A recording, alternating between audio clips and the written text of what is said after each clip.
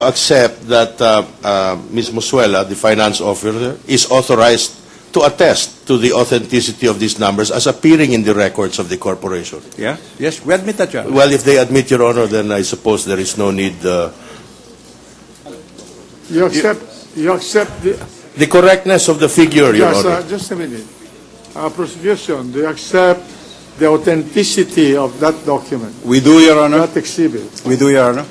You accept the contents, Subject to the best evidence rule, yes, Your Honor. subject The to? best evidence rule, Your Honor, because the subject of inquiry is the content of this writing, yes, Your Honor, we accept it. Your Honor, this is an entry in the course of business. The witness, the witness was under oath, and I don't think she will perjure herself. Your Honor, but the best evidence amounts to an objection, Your Honor, to All the right, so- content. All right. To meet the objection of the Either you defendant. agree or not agree. We agree, Your Honor. We agree. Oh, We accept it. so, all right. We agree, Your Honor, that the figures are Then correct. make the proper manifestations for the record. Your Honor, insofar as the figures appearing on Exhibit 219 is concerned, the prosecution accepts them. We admit them. Insofar as the authority of Miriam Mosuela, the witness, to authenticate Exhibit 219 is concerned, we also admit them, Your Honor. Very well, Your Honor. Then we would like to read into the record that on the year 2007, the total salary allowance and benefits Then, received... Your Honor, that would not be necessary because we already admitted the evidence. The best evidence would be these figures appearing on the document, Your Honor. Exactly, Your Honor. We But would they- like to put it on record. The danger, Your Honor, Gentlemen, you're too technical. It's true. We will, to us, that's the best evidence that we will appreciate. We just want it to be established in the record. That document is not recorded. The exhibit number is recorded. So read it into the record. Thank you, So Your Honor. ordered. Thank you, Your Honor. We wish to manifest that the document, as appeared and can be confirmed by the prosecution, will show that in the year 2007, the total salaries, allowances, and benefits received by Maria Cristina Corona amounted to 1,315,746.30. In the year 2008, the total salaries, allowances, and benefits received by Maria Cristina C. Corona amounted to 1,959,178.15 centavos. In the year 2009, the total salaries, allowances, and benefits received by Maria Cristina C. Corona amounted to 1,915,002 pesos and 79 centavos. And in the year 2010, the total salaries, allowances, and benefits received by Maria Cristina C. Corona amounted to 972,148 pesos and 30 centavos, showing a total for the period of 2007 to 2010 amounting to 6,162,075 pesos and 54 centavos. This is what is contained, Your Honors, All in right. Exhibit 219, which the defense adopts. All right. Are you through with the no cross? Are you through with the witness, counsel for the defense? Are you through with the witness? Defense, are you through with the witness? Your Honor, just to establish that this was actually received by Mrs. Corona, that is all. Precisely, are you through? You're I not would just going to ask propound anymore? one question. Huh? I just would propound the questions for one point, Your Honor. All right. All right. Madam Witness, your certification on this document, can you explain to us what this document represents? Whose compensation is reflected here? It is a summary, Your Honor, of all the salaries, allowances, and benefits received by Maria Cristina C. Corona for the period 2007 to 2010, Your Honor. Can you please tell us what is the connection of Maria Cristina Corona with the John Hay Management Corporation during this period? During this period, Your Honor, she was the president the corporate operating officer, chief operating officer. She was the chief executive officer and also the acting chairman of the board. How long were you employed with the corporation? I have been with John Hay Management Corporation since December of 2008, Your Honor. Do you have personal knowledge of the connection of Mrs. Corona, of the employment of Mrs. Corona with the corporation? Yes, Your Honor. She was all the above, Your Honor. So, did you serve under her? Yes, Your Honor. I was, when I first came in 2008, I was the budget officer, Your Honor. Can you attest to this court that you are aware that she personally received this compensation reflected in the exhibit? Yes, Your Honor. No further questions, Your All Honor. right, cross. Very briefly, Your Honor. Very briefly. Proceed. Madam Witness, do you have a copy of Exhibit 219 with you? Yes, Your Honor. May I ask you to please take a look at this item, salaries and allowances? And I ask you to take a look at tab D for the year 2007. Now, there is indicated in Exhibit 219 salaries and allowances of 556,605.83.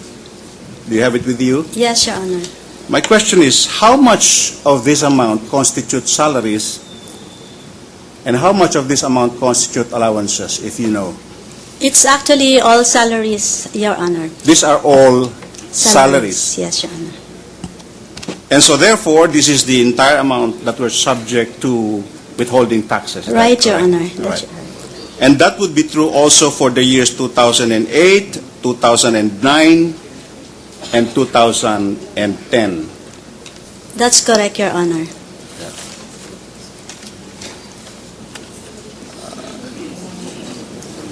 You mentioned that Mrs. Corona was what? The president of John Hay in 2007, and she was also the chief executive officer, the CEO. That's in correct, Your 2007. Honor. And she was also the chief operating officer, the COO. Yes, Your Honor. Would you be able to know when Mrs. Corona joined John Hay?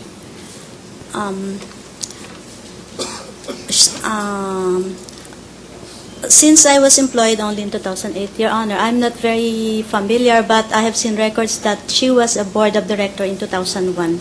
2001. Yes, Your Honor. And you would not know, for example, that in 2007 she was first elected as president of John Hay. You would not know that, or would you? She was, Your Honor. She was. Yes. So in 2007, she was elected as president of John Hay. Yes, Your Honor. And would you know when she stepped down as an employee or as an officer of John Hay? It was on June 2010, Your Honor.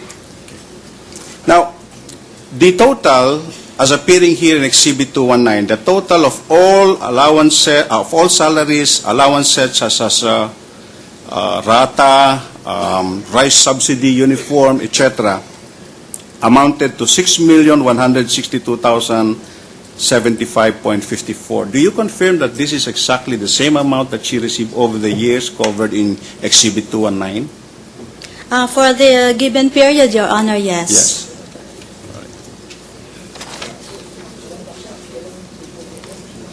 Your Honor, I was under the impression that this had been admitted. One final question, Your Honor. I asked earlier that the salaries and allowances were made subject to withholding tax. What about the allowances here stated as rata? Were they subject to withholding tax? No, Your Honor. May I check myself, Your Honor? Yeah, go ahead, please. These are the amounts she was entitled to, Your Honor, but the salaries will have to be subject to the withholding tax. But the allowances, would they be subject to withholding taxes? As provided, Your Honor, some are subject and some are not. Just like the fringe benefit, which is subject to 32% final tax, Your Honor. I see. But with respect to rice subsidy, with respect to uniform, with respect to medical benefits, with respect to cash gifts, these were not subject to withholding taxes, right? It will be subject to, some will be subject, Your Honor, and some will not be. Last two questions, Your Honor. Included in Exhibit 219 is Exhibit 219, yes. Are the amounts received by Mrs. Corona as per dime being member of the board of directors? In fact, the entire amount received over the period of 4 years is 1,120,839.00. Were this subject to withholding tax? Yes, Your Honor, 10%. 10%. Would you be aware if Mrs. Corona filed a separate income tax return to cover this? I won't be privy to that information, Your Honor. I guess that would... Are there more last questions, Your Honor?